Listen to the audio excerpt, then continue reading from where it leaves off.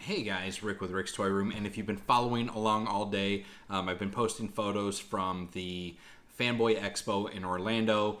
We've been there this morning getting autographs, meeting a bunch of celebrities, and fighting with traffic. But first and foremost, congratulations to U of M on their 30-3 victory of the East Carolina Pirates. Though who has really heard of those guys? Was it really a victory? I don't know. All right, but now what we're here for. Let's talk about the Fanboy Expo. Now, compared to Tampa Bay Comic Con, it was a little bit smaller in size. However, what I will say is, compared to Tampa Bay Comic Con, it was way more organized. So they basically did the entire perimeter of the conference room inside the Hyatt for all the celebrity autographs. And because they knew Kevin Eastman was going to have a huge line, they gave him a giant queue. It actually wrapped like 3 times in front of his booth, out into the back hallway. Next to him were the cartoon TMNT voice actors. They drew a pretty good crowd. You had Warwick Davis, who did Willow and who also did Wicket the Ewok. He was in the back corner. Next to him were a couple other actors. One was from Conan, and then there was just a myriad of characters all the way around the entire perimeter. And then as you got around, we ran into Brian Tachi, who obviously is the voice of Leonardo, Robbie Rist, who is the voice of Michelangelo, and then some more actors. There was one of the actors from Indiana Jones there, and even though I saw this, it didn't really click until I got there. The screenwriter for TMNT 1 and 2 were there. I didn't get to spend a lot of time over at his booth as much as I wanted to go talk to him, just because of I wanted to make sure I got home tonight. Here to Orlando is almost 2 hours, and traffic is not friendly on I-4 as the park's let out at night, so I didn't want to stay all day. But I also ran into the guys that played Scorpion and Sub-Zero from the Mortal Kombat movie. So absolutely had to stop and get their autograph. No doubt. Like, it just had to get done. But the show, again, talking about the show for a moment, the layout was pretty, I want to say almost fairly well organized. Like I said, they left a lot of space between the autograph booths and the actual exhibition floor. Like, you could walk around the floor and not run into people waiting in line. They did a better job of keeping the lines in order. So like I said, Kevin Eastman's line had like probably 4 deep queue plus wrapped around the backside of the conference room. And they kept that really well organized. They had someone standing there to cut the line off. The line didn't really mix into the turtle voice actor, cartoon voice actor lines. So, I'll give them credit for that. Now, again, the floor wasn't super large. Considering how big the hotel was, the conference, and maybe it was bigger than I noticed just because of the way everything was set up, but it wasn't super huge, but at the same token, like, it just felt like it had a lot of space. Saw a lot of really cool, like, handmade wood items, wood burnt items, guys that were doing these cool 3D images of pop culture characters out of wood. I've got some photos I'll post up on Instagram and on Facebook here once I'm done with this video. But yeah, honestly, I will give them a lot of credit for the organization. Their check-in process was super, super smooth. Signs were okay. When you first get to the parking garage to the actual hotel, it was kind of difficult to tell where to go. Luckily, I ran into a guy that worked there. He's like, yeah, follow me. There's a quick shortcut. Come back here through the pool and go through. You're fine. So that was cool. That was really easy to get to my car in and out. But, so, layout, size, organization, A+. Well, let me rephrase that. Organization, layout, A+. Size, I'd give it probably about a C, C-. Not super big. But this show was all about the celebrities. Like I said, it was practically a TurtleCon plus some. He could almost call it NinjaCon because most of the voice actors and creators there were like martial arts people, and then you had a handful of wrestlers. They were all together. A lot of your vintage TV show actors were there. So the guy that played Mickey on The Monkees, the girl that played Natalie on Facts of Life, and was the voice of Thelma in the original Scooby-Doo, which I didn't know that. I didn't know that till I was at her booth checking things out. and she's looking good for her age. I mean, she had to be probably in her 20s when she started filming Facts of Life, and that was early 80s. So, I mean, shit. I mean, they all look really good for their age. Let's talk about some of my favorites so far of the con. So, I went specifically to meet Brian Tachi and Robbie Rist of Teenage Mutant Ninja Turtles. Both were voice actors. Brian did the voice of Leonardo. Robbie did the voice of Michelangelo. These guys were just cool. I first showed up, and I got there a little bit late. I wasn't like in a mad rush to be there at rope drop, door open for the con.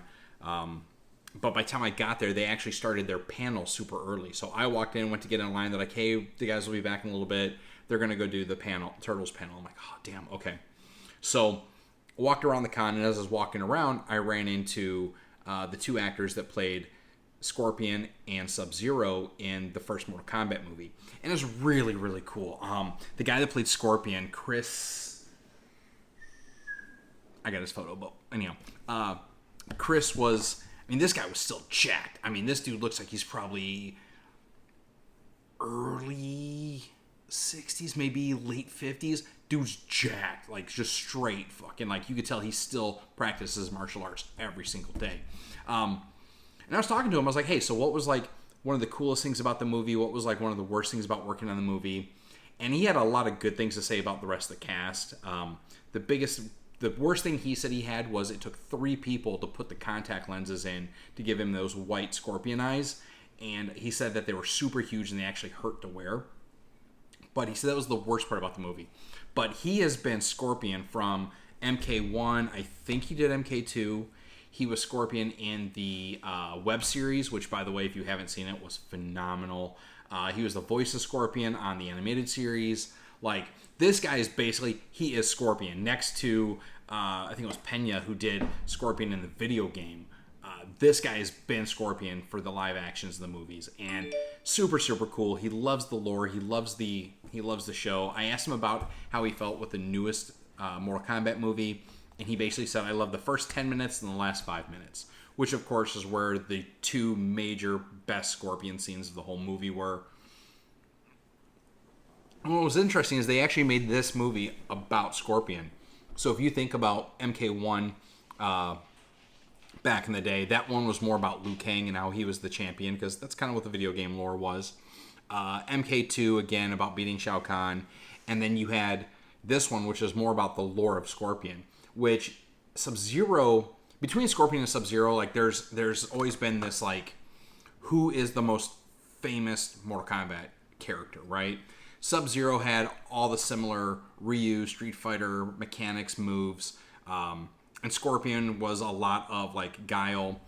But they've both kind of held, like, Sub-Zero got his own Mythologies video game. Both had a really good presence in the comic books. Like, there's always been, like, who's the best character of Mortal Kombat, and NetherRealm and even Ed Tobias has been... Tobias? Boom. Whatever. Even he's kind of promoted, like, Scorpion as the face of Mortal Kombat. Ever since, like, probably Mortal Kombat 9, like, Scorpion is the face of Mortal Kombat. So it was really, really cool to meet this guy. Super, like I said, he's just super cool. Then right next to him was Francis, I didn't catch his last name, but he was Sub-Zero. And now this guy, like, he got out of it. Like, I think he was more the actor, not the martial artist. But he was super cool. Like, this guy was uber friendly, right? Like, this guy, like, he'd come up, he'd shake your hand, give you a hug. Like, he would just talk. And when I asked him the same question, like, what was his favorite part of, like, the movie, like, versus, like, you know, what did he like, what he didn't like, his kickback really was kind of a dig to, not really a dig to New Line, but he wanted to talk about how, like I said, he had a kind of like a knock on New Line, but at the same token, it sounded like he was more involved with the actual script and the movie, and he loved the idea that Scorpion and Sub-Zero were basically like together and friends of Shang Tsung. They were like the powerhouse of Shang Tsung fighting against the good guys in the movie versus the video games, where in the video game the lore is Sub-Zero and Scorpion are at ends, like they're competing ninja clans. And I'm not sure how I felt about that, right? Because part of it says, like, Mortal Kombat the video game came out. The storyline was that Sub-Zero and Scorpion always had bad blood. The fact that Shang Tsung used them as like weapons in his own fighters in MK the movie, like, it kind of messed the storyline up a little bit. And then when the new MK came out, they revisited the original lore of Sub-Zero and Scorpion. So his take on it for the movie was okay, but he did leak, or maybe it's a leak, that the next MK movie, the two are actually going to partner up. So take that for a grain of salt. We'll see how that happens. But that's that. So let's go back to the Turtles. Brian Tachi. So after they went on break, came back, I actually ended up getting in Robbie Rist line first because his line was a little bit shorter at the time, and it was just where I was at in the con floor. I was like, well, I'm walking past Robbie, I'll hop in here.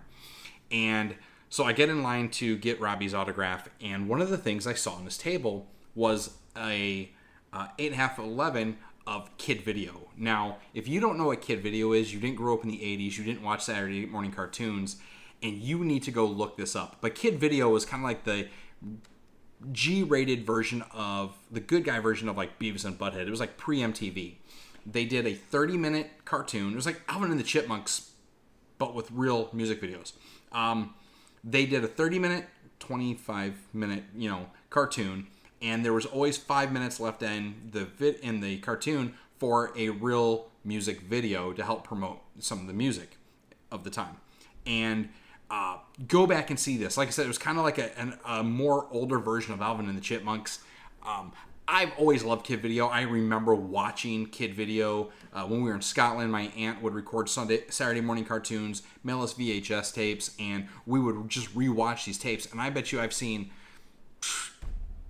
tons of Kid Video cartoons.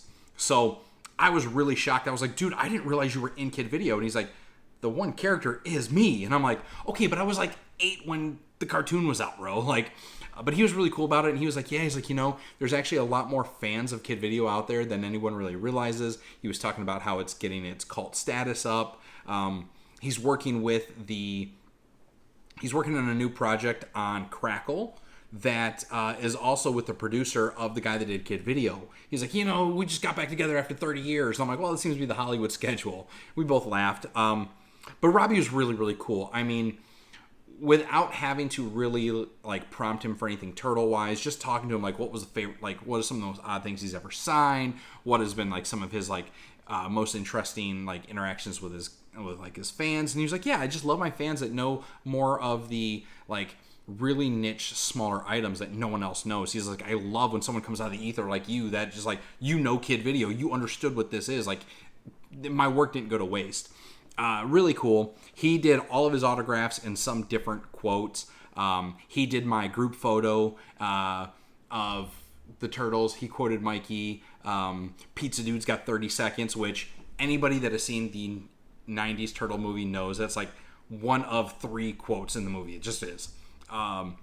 He did the sticker. He did, I think, Cowabunga on the sticker. And then on the trading card, he wrote Wise Man Once Say, because it's the scene where Mikey is eating the toothpick, waiting for the pizza guy to deliver.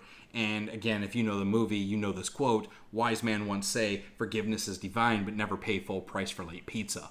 And he actually did the Wise Man Once Say quote on my trading card. Totally awesome. Loved every second of it. Got out of his line, went over to see Brian Tachi. And for me, Brian Tachi was kind of cool because back in February when the Comic-Con in Tampa happened, or sorry, not Tampa, in Lakeland, where I met Ken Scott, it was funny because Ken was a big friend of Brian Tachi's, and I guess they have a huge like back and forth, like seeing who could take up the most room on people's shit, yada yada yada. Well, because Ken was actually the first autograph I did on my group photo, Ken's like, dude, he's like, I'm going to take a photo of this. He's like, I know Brian really well. And at that time, that following weekend, Brian was going to be in Tampa. And I missed the con. But he took a photo of the group photo that day and sent it to Brian and said, hey, look, this is how you really do an autograph. And he left him space right next to Raphael. He signed Ken Scott, Raphael. And So when I saw Brian, I was like, hey, I said, before you sign this, I want you to know that Ken talks a lot of smack about you when signing autographs. So I was like, and it's good, Jess. He's like, oh, dude, really? He's like, I just texted, Ken just texted me this morning, and I was running late. I didn't get a chance to reply to him. I was like, well, you can tell Ken, I finally came and saw you, and I got your autograph. You're signing the paper, and or signing the photo. And he's like, yeah, dude, I'm going to give him all kinds of hell. He's like, who took up all the space? He's like, look, Judith filled up the whole bottom. And then we were talking about Corey Feldman, how he took up the whole corner. So he's like, all right, I'll do a little space. So that was really cool. And then we were talking because Brian was also in Nerds. Brian was also in Police Academy. So again, I like to ask, what was the craziest thing you've ever signed for a guest? And without missing a beat, he goes, nipples. And I'm like, huh? And right behind him, he had the screenshot of Police Academy where he meets his love interest. And of course, he's this short little guy. He's looking at this 6'2" blonde's boobs, eye level. He said, so he's over the years, he's had a lot of people want to have him sign nipples. And then of course he kind of was being funny about it. He's like, oh, and sometimes when you do that, you didn't get it right the first time, so you definitely got to wipe it off. And then of course I took it to the extreme. I was like, oh, lick it off, get spit on it, get it cleaned up. Oh yeah, he's like, you got to do it 2-3 times for every nipple that you sign. So that was hilarious. I mean, we're having a good laugh about it. Then he was talking about Ken and how he keeps up with all the people. He's like, oh, me and Ken like to go to the little... He's like, so we get out of it, get a con, and buddy, we'll put him down, and we're good drinking buddies. So that was really cool. So like I said, Brian was super, super nice to meet, man. He's going to be doing... Apparently there's another Turtle Con in Celebration in Dallas sometime this month in September. And as much as I want to go, I know I'm not going to be able to, but I would love to go there and see all the turtles and... Hell, maybe get lucky and run into him at the bar and just buy them all around and get screwed up with the Ninja Turtles. I don't know. But he was super cool. Like I said, Robbie was super cool. Kevin Eastman's line, if it wasn't so large, I would have jumped in line. Kevin was being super cool. He was only charging $25 for an autograph, $25 for a remark, but I just didn't have the time. I went and jumped in his line. They were like, no, he's cut off. He'll be back at 3:30. I'm like, yeah, I can't stay till 3:30, do this line again, then do a 2-hour drive home. I just can't. But like I said, they were all super, super cool. And like I said, Francis, he was cool. Like he gave you a hug. He didn't give a shit. He was talking smack. Yeah, man. Honestly, I'm very, very impressed with all of these actors that I've met.